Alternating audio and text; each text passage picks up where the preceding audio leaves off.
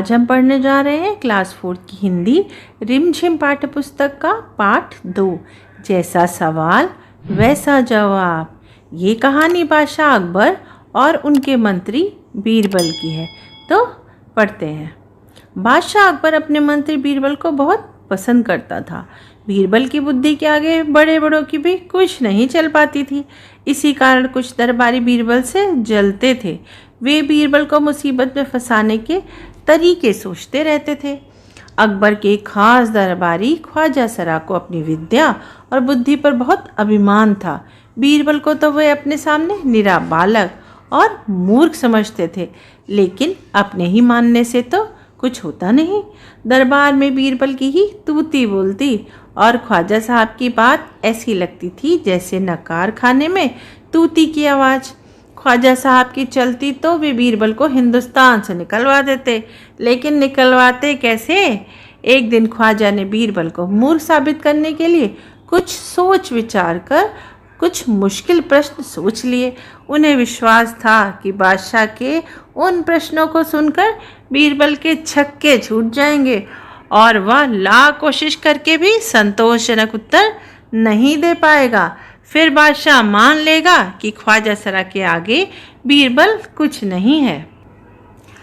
ख्वाजा साहब अचकन पगड़ी पहनकर दाढ़ी सहलाते हुए अकबर के पास पहुँचे और सिर झुकाकर बोले, बीरबल बड़ा बुद्धिमान बनता है, आप भी उसकी लंबी चौड़ी बातों के धोखे में आ जाते हैं।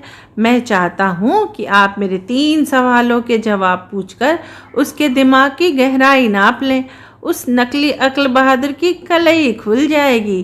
ख्वाजा के अनुरोध पर अकबर ने बीरबल को बुलाया और उनसे कहा, बीरबल, परम ज्ञानी ख्वाजा साहब तुमसे 3 प्रश्न पूछना चाहते हैं, क्या तुम उनके उत्तर दे सकोगे? बीरबल बोले, जहाँ पनाह जरूर दूंगा, खुशी से पूछे। ख्वाजा साहब ने अपने 3 सवाल लिखकर बादशाह को दे दिए।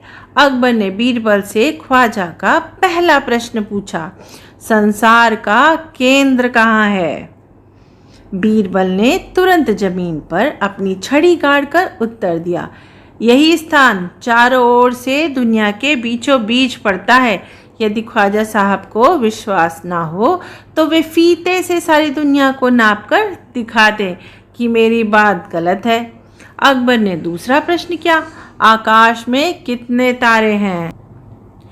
बीरबल ने एक भेड़ मंगवाकर कहा, इस भेड़ के शरीर में जितने बाल हैं उतने ही तारे आसमान में हैं।